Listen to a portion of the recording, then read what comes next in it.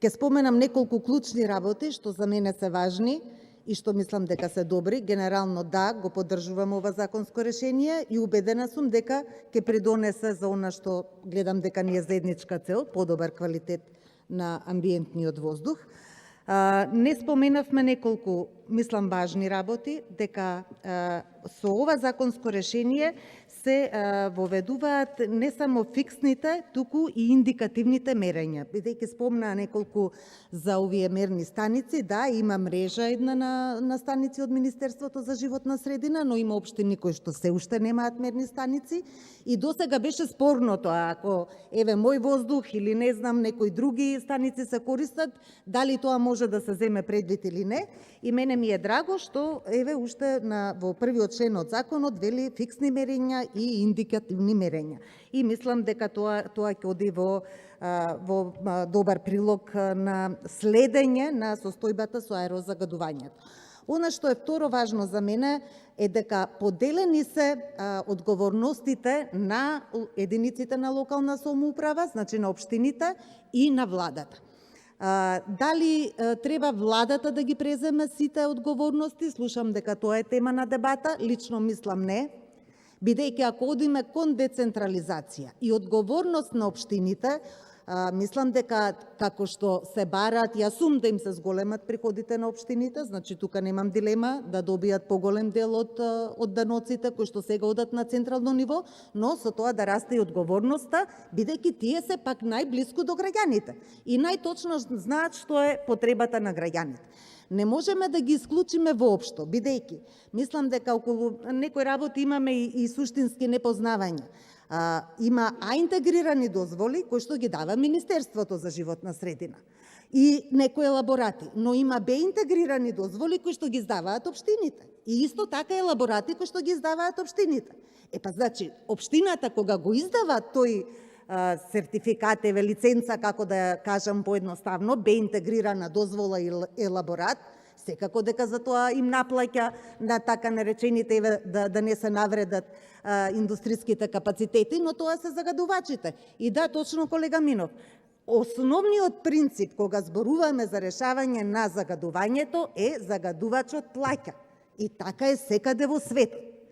И јас мислам дека во дел навлегуваме и во заштита на бизнис секторот и индустријата. Не велам дека треба да се затворат, секогаш велам дека е ова процес на транзиција, секаде во светот е така, таман работа преку ноќ да ги затворите индустриските капацитети, тоа никој не го прави, ниту е желба. Но, да ве потсетам, ние подолго веќе од 10 години се усогласуваме. Да се усогласат оперативни планови за усогласување со интегрирана дозвола, со интегрирана и едноставно државата, општините им замижуваме на загадувачите, се со цел да се одржи некој индустриско производство, социјалните аспекти, што секако треба да се земат предвид и околу тоа немам дилема. Но знаете, тоа не може бесконечно да трае. Еднаш треба секој да си го преземе својот дел од одговорноста. Зошто велиме да се зголемат 20-кратно казните за загадување на животна средина?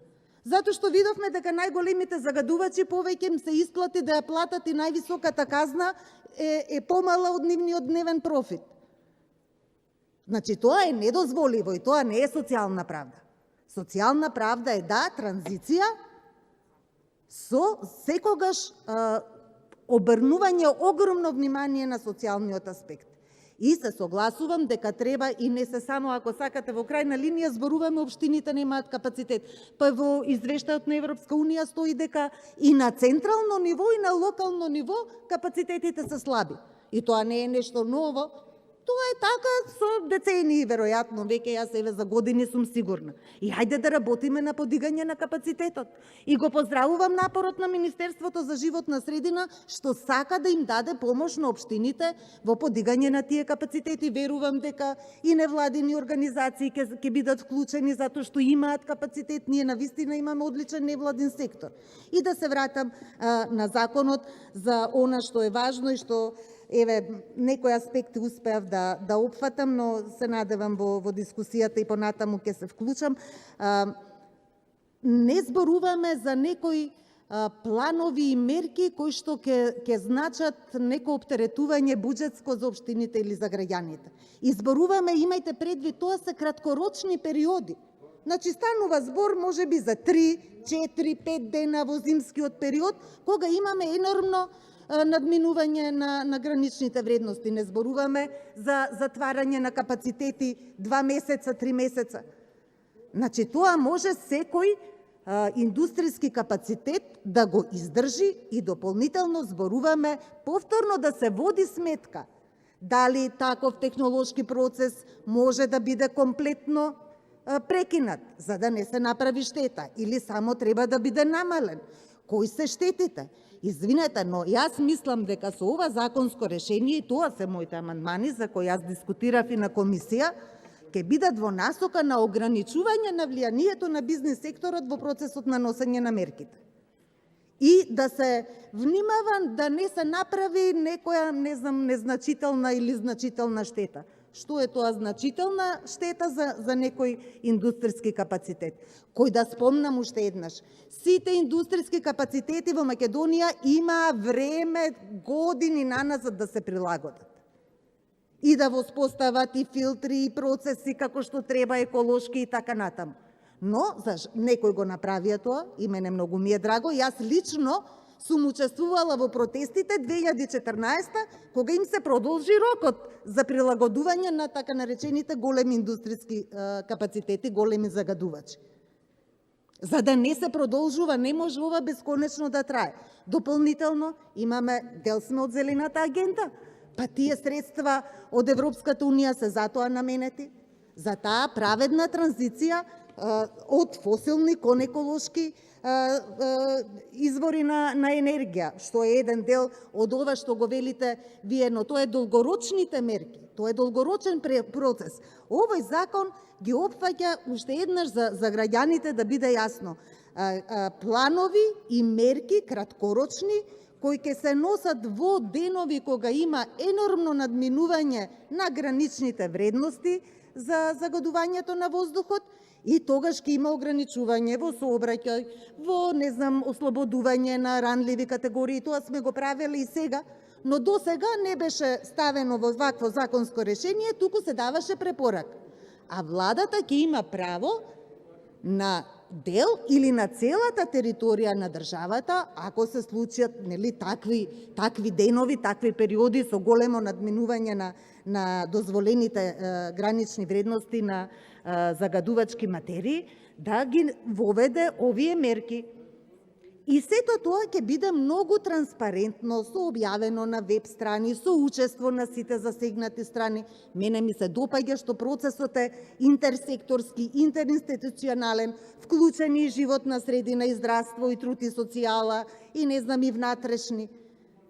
И затоа мислам дека е добро. Она што јас имам забелешка, што веќе се подготвени моите амандмани, кои ги дискутиравме и со колегите од групата, и со невладиниот сектор, е точно да го намалиме, уште дополнително да го намалиме влијанието на бизнес секторот во учеството и во одредувањето на тоа кои мерки ќе се преземат. Јасно е дека тие имаат друг интерес. Тие си тргнуваат од бизнес интересот и тоа е легитимно. Но ние мислам дека треба како пратеници да се грижиме не за бизнес интересот на поединци, ние треба да се грижиме за јавното добро, за јавното здравје. Еднаш споменав, зошто пак тоа не го земаме предвид, дека годишно Македонија троши 250 милиони евра како последици од заболување, од отсуство од работа заради аерозагадување. Тоа не се средства од буџетот на граѓаните. Да, па подобро да ги дадеме тие средства од буџетот за оваа намена, барем ќе бидат здрави луѓето. Секако парите ги трошиме.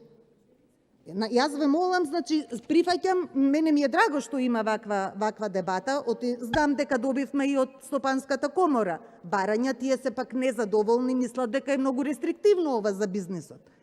Јас имам различно гледање и моите амандмани ќе одат во таа насока да не се ограничуваат мерките водени од тоа какви последици ќе остави тоа на бизнес секторот. Да повторам уште еднаш, збориме краткорочни мерки кои траат многу кратко, најчесто се тоа 3, 4, 5 дена. Па Па еве, сега сме соочени сите со пандемија, ама кога мора се затворивме, така? И Благодарам. сега начини има секогаш, само треба приоритетите да ги одбереме.